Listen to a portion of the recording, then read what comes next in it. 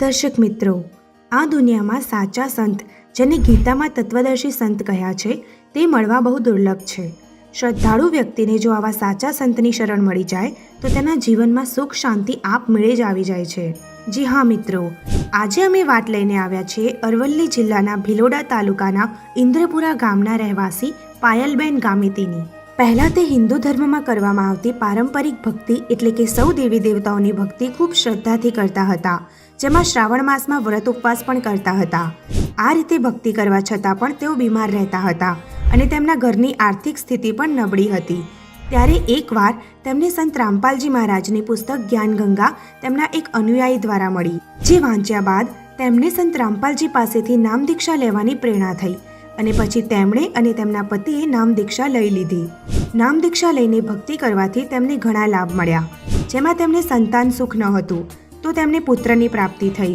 વળી એકવાર તેમના છોકરાને વીંછી કરડી ગયો હતો, ત્યારે પણ તે માત્ર ગુરુજીનું ચરણામૃત અને પ્રસાદ લેવાથી સારો થઈ ગયો હતો. સાથે સાથે તેમણે પોતાનું ઘર લીધું છે તથા ખેતી અને પીવાના પાણી માટે કૂવો પણ કરી લીધો છે. આ રીતે સદભક્તિ કરવાથી તેમના જીવનમાં સુખ શાંતિ છે. તો ચાલો હવે સાંભળીએ પાયલબેનના જીવનની પૂરી વાત તેમના જ મુખેથી.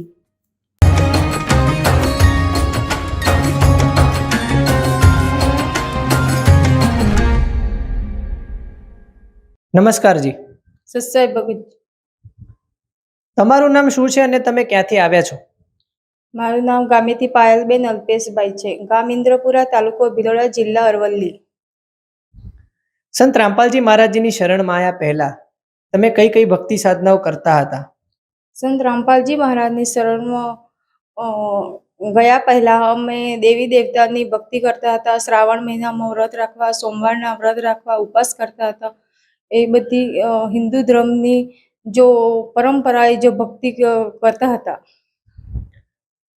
તો બેન, તમે તે તમામ પ્રકારની હિન્દુ ધર્મ પ્રચલિત ભક્તિ ક્રિયાઓ કરવાથી તમને શું કોઈ લાભ પણ મળતા હતા?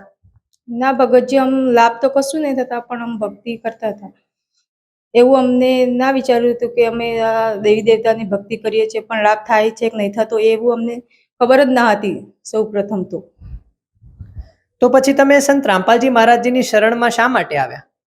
સંત રામપાલજી મહારાજમાં શરણમાં એટલા માટે અમે આવ્યા કે હું બહુ બીમાર રહેતી હતી. એમના માટે અમે સંત રામપાલજી મહારાજ અમારા પાસે સંત રામપાલજી મહારાજના એક શિષ્ય હતા, એમને પાસે અમને બુક મળી હતી જ્ઞાનગંગા પુસ્તક. એ જ્ઞાનગંગા પુસ્તક અમને થોડીક વાંચી હતી. પછી એમના પછી અમને એવું થયું કે સંત રામપાલજી મહારાજના શરણમાં જઈ અમને દીક્ષા લઈએ.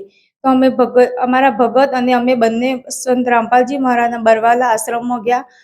19/7/2014 દિવસે અમે બરવાલા જઈને દીક્ષા લીધી હતી.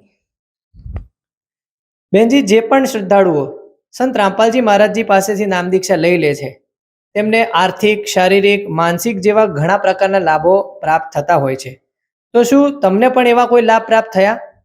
હા ભગતજી, અમને ઘણા બધા લાભ થયા.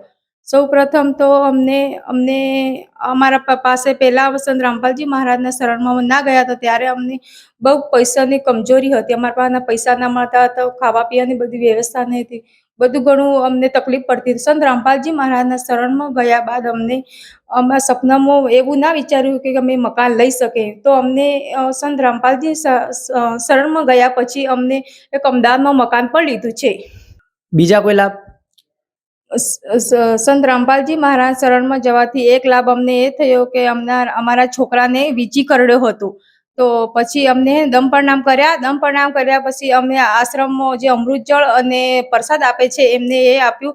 એના બાદ અમારો છોકરો ઠીક થયો અને સ્વસ્થ થઈ ગયો. નહીં હોસ્પિટલમાં લઈ જવા પડ્યા કે નહીં દારૂ દાગા કરવા પડ્યા, કશું જ નહીં. આજે સ્વસ્થ તરીકે ઠીક છે. બીજો કોઈ લાભ? બીજો અમારે એ લાભ થયો કે પીવાનું પાણી બી નહીં હતું, ખેતી કરવાનું પાણી નહીં હતું, કૂવો પણ કશું જોગવાઈ અમારી પાસે હતી જ નહીં ભગતજી. સંત રામપાલજી મહારાજના શરણમાં જવાથી અમને કૂવો બી કરાયો અને એમાં પાણી બી ચાલે છે. અત્યારે અમે સુખી છીએ. એની સિવાય બીજા કોઈ લાભ તમને મળ્યા? સંત રામપાલજી મહારાજની શરણમાં જવાથી એના પહેલા અમારે એક છોકરી ડિલિવરી થઈ હતી. એમને એક્સપાયર બી થઈ ગઈ અને એક વખત એમને 3 મહિના પ્રેગ્નેન્ટ બી હતા, એ ગર્ભપાત થઈ ગયા અને સંત રામપાલજી મહારાજના દીક્ષા લીધા પછી અમારે નવું જીવન દાન મળ્યું કે સંત રામપાલજી મહારાજને અમને 3 મહિના હું પ્રેગ્નેન્ટ હતી, મને ખબર જ ન હતી કે સંત રામપાલજી એવી દયા કરી કે અમને છોકરો બી આપ્યો છે. અત્યારે હાજર ભાઈ એમને કશું જ તકલીફ નથી, કોઈ બીમારી બી નથી, કશું જ નથી થયું. બેન, જે પણ શ્રદ્ધાળુ તમારો ઇન્ટરવ્યૂ અત્યારે જોઈ રહ્યા છે તે તમામ શ્રદ્ધાળુઓને તમે શું સંદેશો આપવા માંગો છો? સંદેશ તો મેં સંત રામપાલજી મહારાજને મેં એ પ્રાર્થના કરવા માંગુ છું કે આદિવાસી સમાજના જેટલા બધા ભાઈ બહેનો છે, માતા પિતા છે, જે સંત રામપાલજી મહારાજના સત્સંગ સાંભળો અને ટીવી ઉપર દરેક ચેનલો આવે છે, એમના ઉપર પીળી પટ્ટી ઉપર નંબર આવે છે, એમને ફોનનો સંપર્ક કરો અને નામ દીક્ષા લો અને કલ્યાણ કરાવો, માનું જીવન સફળ બનાવો. ભગત સમાજ મેં એ પ્રાર્થના કરવા માંગુ છું કે સંત રામપાલજી મહારાજના સત્સંગ સાંભળો અને 7:40 થી 8:40 સુધી સાંજના ચેનલ ઉપર સંત રામપાલજી મહારાજનો સત્સંગ આવે છે, એ સાંભળો અને મનુષ્ય જીવન કલ્યાણ કરવાઓ. જે શ્રદ્ધાળુ સંત રામપાલજી મહારાજજી પાસેથી નામ દીક્ષા લેવા ઈચ્છતા હોય તેઓ સંત રામપાલજી મહારાજજી પાસેથી નામ દીક્ષા કઈ રીતે લઈ શકે છે?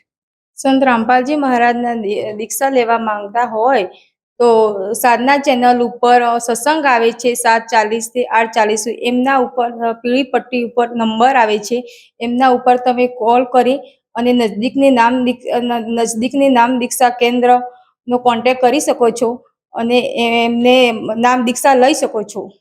ધન્યવાદ. સત સાહેબ.